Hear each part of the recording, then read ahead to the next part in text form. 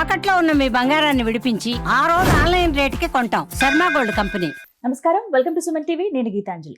మనలో చాలా మంది వింటూ ఉంటాం, మనం ఏదైనా జాతకం చూపించుకున్నప్పుడు లేకపోతే ఎవరైనా పెద్దవాళ్ళు మనల్ని చూసినప్పుడు కొన్ని దోషాలు ఉన్నాయి, అందులో ప్రముఖంగా గురు శాపం ఉంది మీకు అని చెప్తూ ఉంటారు. అంటే గురు దోషం కానీ గురు శాపం కానీ ఎందుకు ఏర్పడతాయి, వాటి నివారణార్థం ఎటువంటి పరిహారాలు చేసుకుంటే మంచిది, అవి తొలగిపోతే మన జీవితంలో ఎలాంటి మార్పులు మనం చూస్తాం, వీటి గురించి తెలుసుకుందాం. వివరించేందుకు ప్రస్తుతం మనతో పాటు ఉన్నారు 2009వ సంవత్సరం నుంచి ఇప్పటి వరకు చూసుకుంటే 30,000 జాతకాలను పరిశీలన చేసినటువంటి అనుభవంతో పాటుగా 2013వ సంవత్సరం నుంచి వేల సంఖ్యలో పితృదోష నివారణార్థం పూజలు జరిపించినటువంటి ప్రముఖ జ్యోతిష్యులు బ్రహ్మశ్రీ నందిభట్ల శ్రీహరి శర్మ గురువు గారు ప్రస్తుతం మనతో పాటు ఉన్నారు. వారితో మాట్లాడదాం. గురుగారు నమస్కారం అండి. వాగర్థావివ సంపృక్తౌ వాగర్థ ప్రతిపత్తయే జగతః పితరౌ వందే పార్వతీ పరమేశ్వరౌ. ఆదిత్యాయ చ సోమాయ మంగళాయ బుధాయ చ గురుశుక్ర శనిభ్యశ్చరాహవే కేతవే నమః. శృంగేరి జగద్గురు పీఠాధిపతులకి, కంచి పీఠాధిపతులకి నమస్కారములు తెలియజేసుకుంటూ కార్యక్రమాన్ని ప్రారంభిద్దాం. గురుగారు, చాలా మందిలో చూస్తూ ఉంటాం కదా, ముందుగా వివాహం దగ్గర ప్రారంభమైతే కొంతమందికి ఆలస్య వివాహాలు, కొంతమందికి వివాహం అయినా దాంపత్యం సరిగ్గా ఉండదు, కొంతమందికి సంతానం లేకపోవడం, ఆర్థిక స్థిరత్వం కొంతమందిలో చూడడం, ఎంత సంపాదించినా డబ్బులు వెళ్ళిపోతూ ఉంటాయి, ధన నష్టం ఏర్పడుతుంది, కొంతమందికి ఉద్యోగాలు సరిగ్గా రావు, ఉన్న ఎదుగుదల ఉండదు, అనారోగ్యం కావచ్చు, ఏదో ఒకటి తరచుగా ఇబ్బంది పడటం, హాస్పిటల్కి తిరగటం, ఇలా ఎన్నో సమస్యలు నిరంతరం చూస్తూనే ఉంటాం. అంటే ఎప్పుడు ఉండే ఈ బాధలకు కారణం ఏంటండి? ఇది మన జాతకం చూస్తే తెలుస్తుందా అసలు ఎందుకు అలా ఉంటాయి, ఈ సమస్యలు ఎందుకు వస్తాయని? ప్రధానంగా మనం గమనించుకుంటేనమ్మా, ఒకప్పుడు ఇన్ని రకాల సమస్యలు అంటూ లేవు. ఒక వ్యక్తి కుటుంబంలో దాదాపు 10 మంది 15 మంది సంతానాన్ని కన్నా ఒక్క వ్యక్తి సంపాదించి ఆ సంతానానికి అందరికీ కూడా పెళ్ళిళ్ళు చేసి వాళ్ళకంటూ కూడా ఒక స్థిరత్వాన్ని ఏర్పరిచి ఆనందకరమైనటువంటి సంతోషకరమైనటువంటి జీవితాన్ని గడిపారు. ఎక్కడో కొంతమంది ఆర్థిక బాధలు ఉన్నప్పటికీ కూడా సంతోషంగా గడిపాడు. ఈ రోజుల్లో కావాల్సింది ఏందమ్మా, ఎన్ని ఉన్నా సంతోషం లేకపోతున్నారు, మనశ్శాంతి. ఇప్పుడు అన్ని రకాల వసతులు, వైభవోపేతమైన జీవితం, కార్పొరేట్ లైఫ్, ఇంట్లో అడుగుపెట్టిన దగ్గర నుంచి బయటికి వెళ్ళినా ఎక్కడున్న చల్లటి వాతావరణంలో కలిసి పనిచేసేంత హంగు ఆర్భాటాలు ఉన్నా ప్రశాంతత లేని జీవితాన్ని గడుపుతున్నారు. ఎక్కడో ఒక చోట ఆరోగ్యపరంగా కావచ్చు, సంతానం అభివృద్ధి లేకుండా కావచ్చు, భార్యాభర్తల సమస్యలు కావచ్చు, లేకపోతే బాగా సంపాదించి డబ్బులని కోల్పోయి మీరు అన్నట్టుగా ఆర్థిక పరంగా స్థిరత్వం లేకపోవడం, ఒకటా రెండా మానవుడు అనేక రకాల సమస్యలు ఇప్పుడు ఎదుర్కొంటున్నాడు.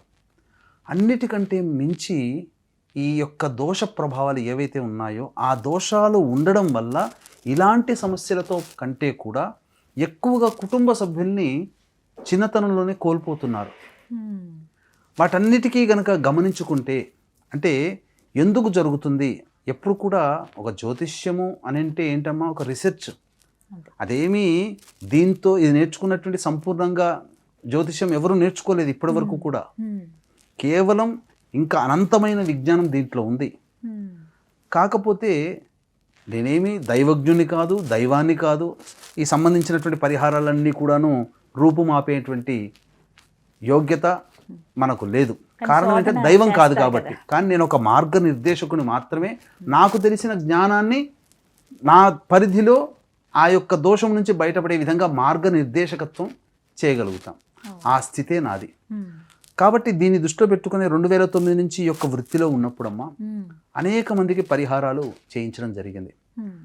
చేయించిన తర్వాత మళ్ళీ రీవెరిఫికేషన్ కూడా చేసుకుంటాం కదా. అయితే కొంతమందికి మాత్రం ఆ చెప్పిన పరిహారాలు చేయించినందువల్ల దగ్గరుండి కొంతమందికి ఆ ప్రభావం కనిపించలేదు. ఎందుకు కనిపించలేదు, ఏంటి కారణం అని చెప్పి రీసెర్చ్ చేస్తే తేలింది ఏంటంటే, అంటే ప్రధానంగా మానవుడి జీవితంలో 5 రకాల శాప ప్రభావాలు ఉండడం వల్ల ఆ మనిషి జీవితంలో పైకి ఎదగలేకపోతాడు అనుకున్నటువంటి కార్యక్రమం. ఈ 5 రకాల శాపాల నివృత్తి అనేటువంటిది జరిగిన తరువాత మళ్ళీ ఆ వ్యక్తి అనుకున్న సంకల్పాన్ని నెరవేర్చడం జరిగింది. ఇక చాలా చోట్ల చూసుకుంటే ఈ యొక్క శాప ప్రభావం, 5 రకాల శాప ప్రభావాలు అనేవి ఏవైతే ఉన్నాయో మరి ఒకప్పుడు లేవా, ఇప్పుడే ఉన్నాయా? ఇప్పుడే ఎందుకంటే ఇంత డిస్కషన్ రావడానికి కారణం అనంటే, ఒకప్పుడు మనుషులు సూసైడ్లు అనేటువంటివి చేసుకోలేదు. సూసైడ్ అనేటువంటిది మహాదోషం. దానివల్ల ఏమైపోతుంది, ఆ వ్యక్తి చేసుకున్నందువల్ల విషం తాగి మరణించినా, నీటిలో మరణించినా, అగ్ని ప్రమాదంలో మరణించినా, ఏ రకంగానైనా కానీ సూసైడ్ అనేటువంటి జరిగితే ఆ వ్యక్తితో పాటుగా 10 తరాల వరకు కూడా ఆ వ్యక్తి చేసిన పని వల్ల ఆ 10 తరాలని ఆ దోషం వెంటాడుతుంది. ఆ 10 తరాల వరకు ఆ దోషం అభివృద్ధికి నోచుకోదు, ఏదో ఒక సమస్య. అలాగే ఒకసారి దుర్మరణం జరిగితే ప్రతి తరంలో కూడా ఈ దుర్మరణం రిపీట్ అవుతుంది, మారుబలిని కోరుకుంటుంది. ఎగ్జాంపుల్ చూడండి అమ్మ, ఎన్టీ రామారావు గారు ఫ్యామిలీ, స్వర్గీయ నందమూరి తారక రామారావు గారు. నాన్నగారు కార్ యాక్సిడెంట్లో పోయారు. చిన్న కొడుకు, పెద్ద కొడుకు రామకృష్ణ గారు చిన్నతనంలోనే పోయారు. తదనంతరం హరికృష్ణ గారు కానీ, ఆయన కొడుకు కానీ, కూతురు ఉమామహేశ్వరి గారు కానీ, ఇలా అనేక మంది, ఇక జూనియర్ ఎన్టీఆర్ అయితే మరణమంచుల దాకా వెళ్ళొచ్చారు.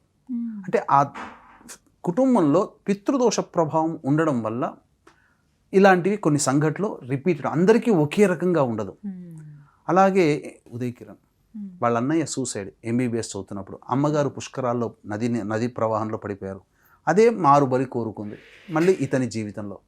కాబట్టి ఇవన్నీ కూడా 5 రకాల శాప ప్రభావాలు. అంటే పితృశాపము, స్త్రీ శాపము, గురుశాపము, సర్పశాపము, దైవశాపము. ఈ 5 రకాల శాప ప్రభావాలు అనేటువంటివి ఉండడం వల్ల వ్యక్తి జీవితంలో ఇటువంటివి ఇబ్బందికర పరిస్థితులు అనేటువంటి కలుగుతాయి. జీవితంలో ఎదుగుదల ఉండదు, పెళ్లిళ్ళు కావు, సంతానం కలగదు, దాంపత్య సమస్యలు ఉంటాయి. 5 శాపాలు వీటికి కారణం అంటే, లేకుంటే ఒక్కటి ఉన్నా కూడా ఇలా జరుగుతుందా? ఒక్కటున్నా ఇలాగే జరుగుతుంది. ఎక్కువగా ఈ 5 కనబడుతూ ఉంటుంటాయి. ఉదాహరణకి మీకు చెప్తానమ్మా, రాముల వారి జాతకంలో పితృశాపము, స్త్రీ శాపం కూడా ఉన్నది. కాబట్టి తండ్రికి అంత్యక్రియలు నోచుకోలేదు, తన కడుపున పుట్టిన సంతానాన్ని ఎత్తుకొని ముద్దాడి లాలించి పెంచలేదు.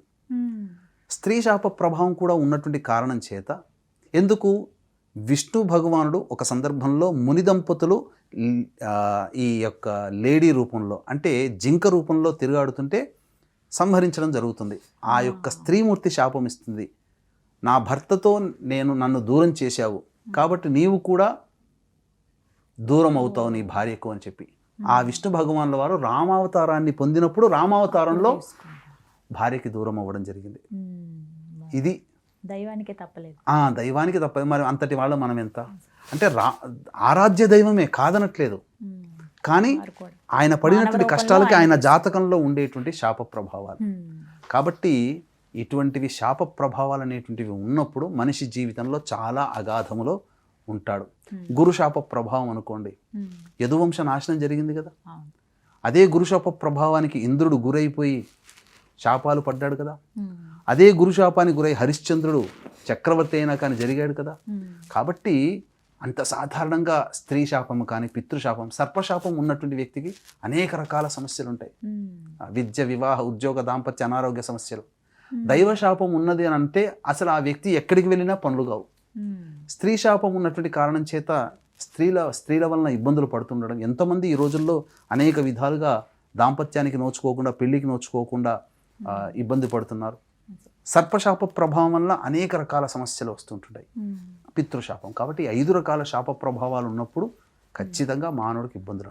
గురుగారు, అంటే ఇవి కొంతమంది జాతకాలు బట్టి తెలుస్తాయని చెప్పారు, జాతకాలే ఉండవు కొంతమందికి, మరి వారికి ఇలా శాపాలు ఉన్నాయని ఎలా తెలుస్తుందండి? అంటే చాలామంది ఒక జాతకం చూపించుకొని ఇది, ఎందుకంటే ఈ 5 రకాల శాపాలు అనేటువంటివి కేవలం ఒక వ్యక్తికి సంబంధించింది కాదమ్మా, కుటుంబానికి సంబంధించింది. ఒక వ్యక్తి జాతకం చూపించుకునే స్తోమత ఉంటుంది, ఇద్దరికి చూపించుకునే స్తోమత ఉంటుంది. అందరికీ చూపించుకునే స్తోమత వీక్షించే ప్రజల్లో అందరికీ ఉండదు కదా. కాబట్టి ఇప్పుడు చెప్పబోయేటువంటి లక్షణాలు ఏ కుటుంబంలోనైతే ఉంటాయో వాళ్ళందరూ కూడా ఈ 5 రకాల శాప ప్రభావాలకి గురైన వాళ్ళే.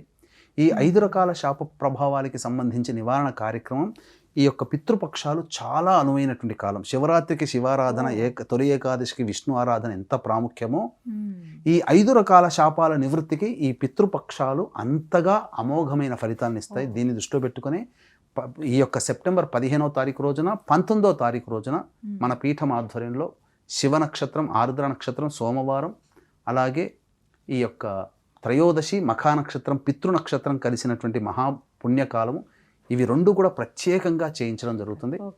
అవకాశం ఉన్నవాళ్ళు ఈ కార్యక్రమంలో మీరు నమోదు చేసుకొని మీ జీవితంలో ఎదురవుతున్నటువంటి అనేక రకాల సమస్యలకి ఇక్కడితో చెక్ అని చెప్పవచ్చు. ఇది ఘంటాపదంగా చెప్పవచ్చమ్మా. తదనంతరం వాళ్ళ జీవితంలో ఖచ్చితంగా మార్పులు ఉంటాయి. అందులో ఏమాత్రం సందేహం, జీవితంలో అభివృద్ధి ఉంటుంది. అంటే ఎడారిలో ఒక మర్రి వృక్షం కనుక ఉంటే, నీడనిచ్చే వృక్షం ఉంటే ఎలా ఉంటుందో వాళ్ళ జీవితంలో అలా చిగురిస్తుంది. వసంత ఋతువు అనేటువంటిది ఏంటి, చిగురు కదా.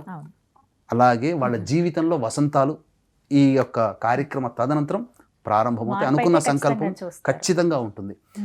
అందుకనే చేయిస్తున్నాం. అవకాశం ఉన్న వాళ్ళు ఈ సెప్టెంబర్ 15, 19వ తారీఖు రోజున జరిగేటువంటి కార్యక్రమంలో నమోదు చేసుకోవచ్చు. రాలేని వాళ్ళ కోసం బ్రాహ్మణుని కర్తగా పెట్టి చేయించడం జరుగుతుంది.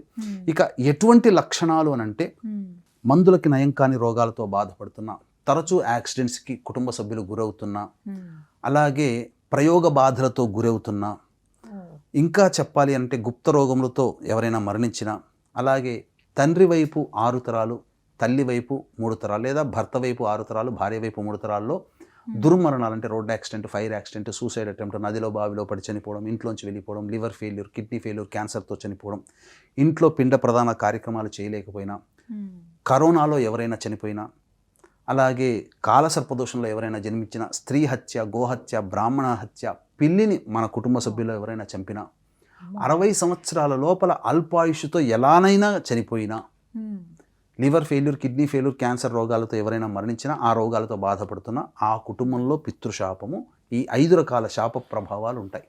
ఇక కుటుంబంలో కులాంతర మతాంతర వివాహాలు ఎవరికైనా జరిగినా, ఇప్పుడు పిల్లలందరూ చేసుకుంటామని పోరు పెడుతున్నారు, తల్లిదండ్రులు బాధపడుతున్నారు.